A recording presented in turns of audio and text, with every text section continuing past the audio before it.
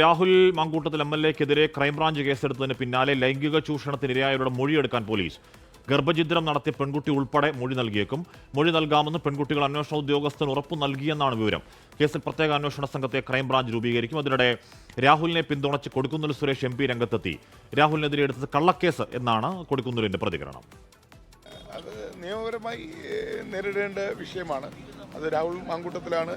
അദ്ദേഹത്തിനെതിരായിട്ടാണല്ലോ പരാതിയില്ലാതെ കേസെടുത്തിരിക്കുന്നു.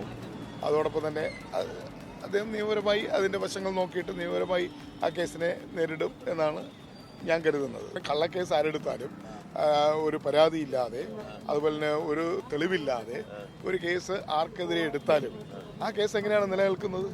അത് കോടതിയിൽ നിലനിൽക്കില്ലല്ലോ. അപ്പോൾ അത് നിയമ പോരാട്ടത്തിലൂടെ ആ ആളെന്ത് ചെയ്യും? നീതി ലഭ്യമാക്കാൻ വേണ്ടി ശ്രമിക്കും. നമ്മുടെ മുന്നിൽ പല കേസുകളുണ്ട്. കോടതിയിൽ ചെല്ലുമ്പോൾ അതെല്ലാം തള്ളിപ്പോകുന്ന പല കേസുകളും നമ്മുടെ മുന്നിലുണ്ടല്ലോ. അതിൻ്റെ അടിസ്ഥാനത്തിലേ ഞാൻ പറഞ്ഞത്.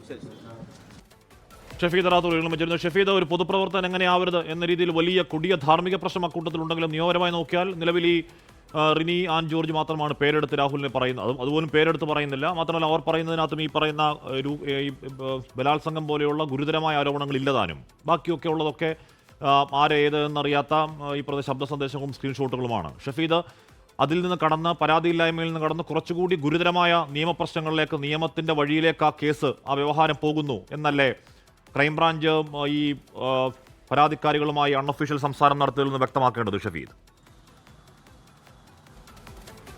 ഇക്കാര്യത്തിൽ മുഖ്യമന്ത്രിയുടെ വാർത്താ സമ്മേളനത്തിന് പിന്നാലെയാണ് പോലീസ് കേസെടുത്തത്. ഡയറക്ട് ക്രൈംബ്രാഞ്ചിന്, സംസ്ഥാന ക്രൈംബ്രാഞ്ചിന് ആ കേസ് വിടുകയായിരുന്നു. മാത്രമല്ല, സംസ്ഥാന ക്രൈംബ്രാഞ്ച് ഇപ്പോൾ എടുത്തിരിക്കുന്ന കേസിന്റെ FIR അടക്കമുള്ള കാര്യങ്ങൾ ഉടൻ തന്നെ അവർ കോടതിയിൽ കൊടുക്കും എന്നുള്ളതാണ് ഔദ്യോഗികമായി അറിയിച്ചിട്ടുള്ളത്. ഇന്നലെ ഔദ്യോഗികമായി തന്നെ പോലീസ് അറിയിച്ചിരിക്കുന്ന വിവരപ്രകാരം പാലക്കാട് MLA രാഹുൽ മാങ്കൂട്ടത്തിനെതിരെ ക്രൈംബ്രാഞ്ച് കേസ് രജിസ്റ്റർ ചെയ്തു. ചുമത്തിയിരിക്കുന്ന വകുപ്പുകൾ സ്ത്രീകളെ അവരുടെ താല്പര്യത്തിന് വിരുദ്ധമായി സോഷ്യൽ മീഡിയ വഴി പിന്തുടർന്ന് ശല്യം ചെയ്തു, സ്ത്രീകൾക്ക് മാനസിക വേദനയ്ക്കിടയാക്കുന്ന വിധത്തിൽ പ്രവർത്തിച്ച് നിർബന്ധിത ഗർഭചിത്രത്തിന് പ്രേരിപ്പിച്ചു, അതിനനുസരിച്ചിട്ടുള്ള മെസ്സേജുകൾ അയച്ചു, ഫോൺ വിളിച്ച് ഭീഷണിപ്പെടുത്തി എന്നൊക്കെയുള്ള വകുപ്പുകൾ BNS-ലെയും പോലീസ് ആക്ടിലെയും വകുപ്പുകൾ ചുമത്തിയാണ് കേസെടുത്തിട്ടുള്ളത്. ഇതിൽ ഏറ്റവും പ്രധാനപ്പെട്ട കാര്യം,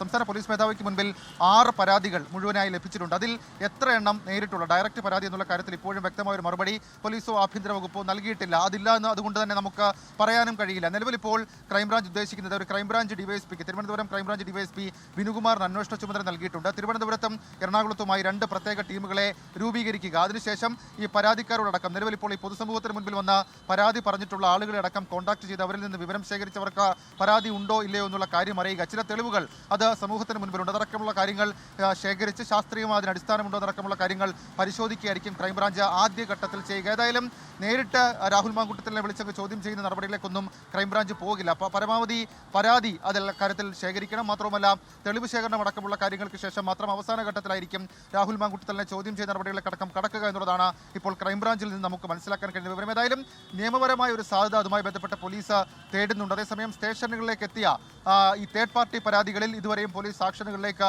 കടന്നിട്ടുമില്ല. നിലവിലുള്ള പരാതികൾ തേർഡ് പാർട്ടി പരാതികളാണ്. ഇപ്പോൾ ഹഫീസിന്റെ പരാതിയാണെങ്കിലും അതല്ലാതെ വനിതാ കമ്മീഷൻ സ്വമേധയാ എടുത്ത പരാതിയൊക്കെ ആണെങ്കിലും അതിലൊന്നും ഒരു പരാതിക്കാരി, ഒരു ഇര നിൽക്കുന്നില്ലാത്തൊരു നിയമപ്രശ്നം അവിടെയുണ്ട്. അത് പരിഹരിക്കാനുള്ള വകുപ്പുണ്ടോ എന്ന് നോക്കുകയാണ് ക്രൈംബ്രാഞ്ച്. ക്രൈംബ്രാഞ്ച് തന്നെ ഈ ഇരകളുടെ മൊഴി കിട്ടും എന്ന ഉറപ്പിലാണ് കേസെടുത്തിരിക്കുന്നതൊക്കെയാണ് അറിയാൻ കഴിയും. നമുക്ക് നോക്കാം. ലോകത്തെവിടെയായാലും ഏത് സമയത്തും 24 വാർത്തകളും ഓഗ്മെന്റഡ് റിയാലിറ്റി പാക്കേജുകളും എക്സ്പ്ലെയിനറുകളും വിശദമായി കാണാൻ ഞങ്ങളുടെ YouTube ചാനൽ നിങ്ങൾക്ക് സബ്സ്ക്രൈബ് ചെയ്യാം.